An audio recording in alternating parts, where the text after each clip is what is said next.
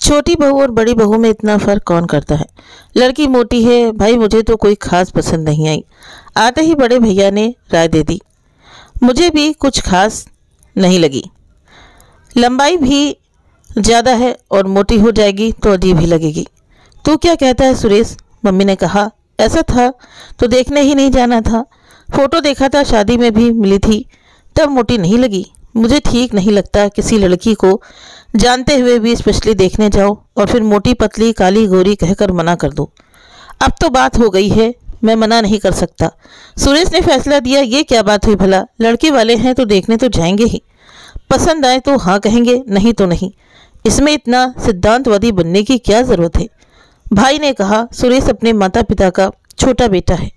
बड़े भाई की शादी हो चुकी है और सुरेश के लिए लड़की की तलाश जारी है। इसी दौरान एक शादी में दीपा दिखी उसे। लंबी चौड़ी हंसमुख और शरारती लड़की बहुत पसंद आई उसे। मम्मी और भाई को भी दिखाई और मम्मी ने तो पास बुलाकर परिचय भी ले लिया। बाद में उसके मम्मी पापा से बात करके फॉर्मल बात करने का निश्चय किया। जाकर बातचीत भी कर ली और घर आकर ये जवाब दे रहे थे मम्मी और भाई, फिर भी नहीं माना सुरेश और तय हो गई शादी। अक्सर फ़ोन पर वजन कम करने और अपनी जेठानी की तरह बनने को बोलती सासू माँ, और बहुत गुस्सा आता दीपा को कि अभी से कंपैरिजन चालू कर दिया है। फिर ये सोच कर रह जाती कि हो सकता है अपने ही मोटापे से परेशान है।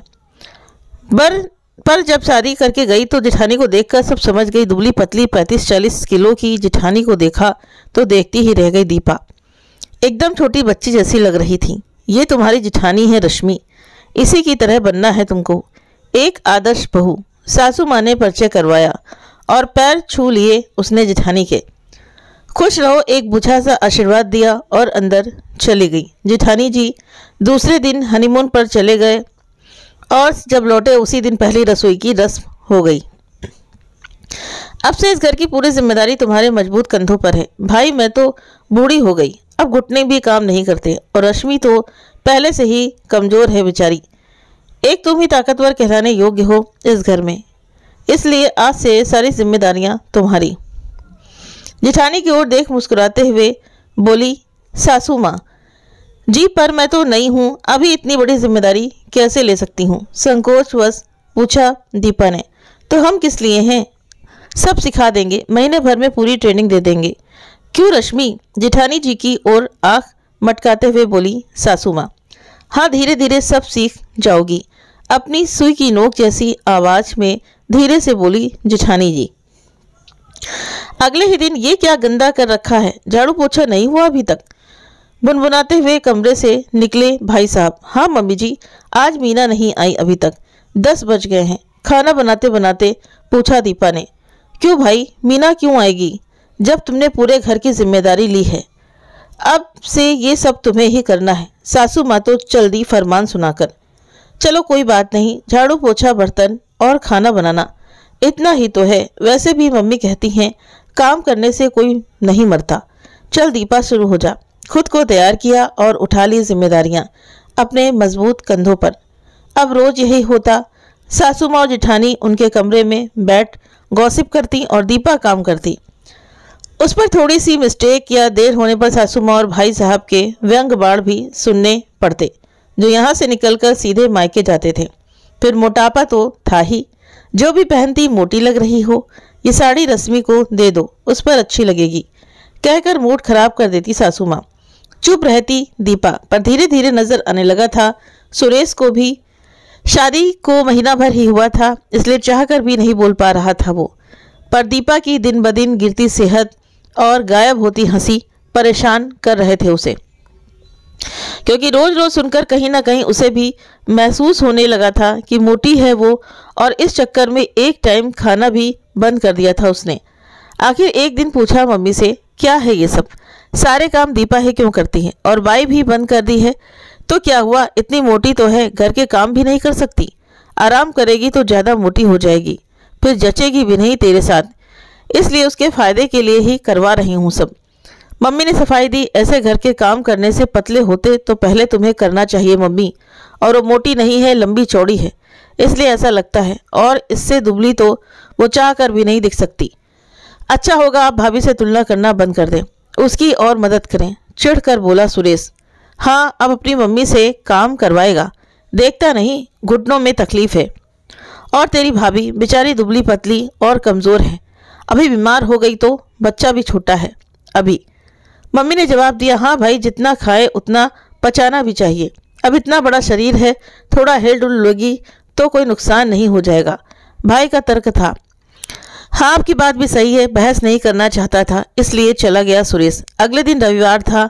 खाना बनाने की तैयारी कर ही रही थी दीपा कि आ गया सुरेश। आज खाना मत बनाओ, हम बाहर जा रहे हैं, और सफाई भी मत करो। मैं वैक्यूम क्लीनर लाया हूँ, ऑफिस के लिए वो चेक करना है। सब जा रहे हैं? हाँ, अपना परिवार। जाओ, नहाकर तैयार हो जाओ, सुरेश ने कहा और तैयार होने चली गई दीपा। तैयार होकर नीचे उतरी तो देखा हंगामा मचा हुआ था घर में। भाई साहब काम को लेकर तो पापा खाने को लेकर, मम्मी अपनी अलग दलीलें दे रही थी और भाभी मजे ले रही थी इन सब से। जैसे बेखबर सुरेश कानों में ईयरफोन लगाकर गाना सुन रहे थे। आ गई महारानी, पता है क्या टाइम हो रहा है और ये कहाँ जाने की तैयारी हो रही है? एक पे एक सवाल दाग दिए सबने। हम सब बाहर जा रहे हैं ना, सुरेश ने बोला था, इसलिए तैयार हो गई। डरते डरते बोली दीपा। हम सब नहीं, हम दोनों जा रहे हैं, सुरेश ने कहा। यह क्या तरीका है सुरेश? हम सब भूखे हैं, इसने कुछ काम नहीं किया और बाहर ले जा रहा है। शर्म नहीं आती? माँ बाप भूखे हैं और बीबी को बाहर खिलाने ले जा रहा है। डांटते हुए बोले पापा। एक मिनट पापा, यहाँ सब खाते हैं क्या? हाँ, तो खाना ही पड़ता है, बिना खाए कोई जिंदा रह सकता है भला?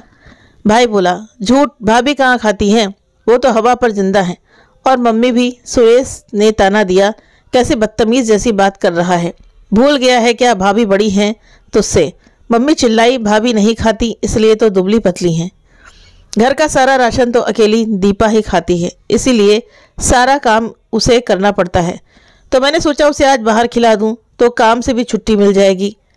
भाई और पापा चाहे तो आ सकते हैं मेरे साथ, और आप ही तो कहती हैं ये घर मेरा है, तो आज आप अपने घर का ध्यान रखिए और भाभी को आराम करने दीजिए, सुरेश ने कहा। अरे मैं तो उसके लिए कहती हूँ, मोटी है तो कर सकती है, उसी ने बहकाया होगा तुझे। फिर से अलाप शुरू कर दिया माँ जी ने। बस मम्मी, ये मोटी मोटी करना बंद कीजिए। जैसी है मेरी बीबी है, और हाँ, वो कितना भी कर ले भाभी जैसी नहीं हो सकती, इसलिए तुलना करना बंद कीजिए। भगवान ने सबको अलग बनाया है, हमारी मर्जी से कोई दूसरे जैसा नहीं बन सकता। फिर भी बराबरी करनी ही है तो भाभी को कहिए अपनी हाइट भी बढ़ा ले और वेट भी, दोनों बराबर हो जाएंगी। अगर ऐसा ही चलता रहा तो हार कर अलग रहना पड़ेगा मुझे, इसलिए सोच लीजिए, या तो समान व्यवहार कीजिए या दोनों बेटों में से एक चुन लीजिए, फैसला आपका है। स्तब्ध खड़ी दीपा को खींचकर ले गया सुरेश, और सोच में पड़ गए सब कि ये तो सोचा ही नहीं था। अगर आप सभी को ये कहानी पसंद आई हो तो वीडियो को लाइक करें, चैनल को सब्सक्राइब करें। आप अपने कमेंट करके भी जरूर से जरूर बताएं और वीडियो को शेयर करना भी ना भूलें। मिलते हैं आप सभी से नेक्स्ट वीडियो में। Thank you.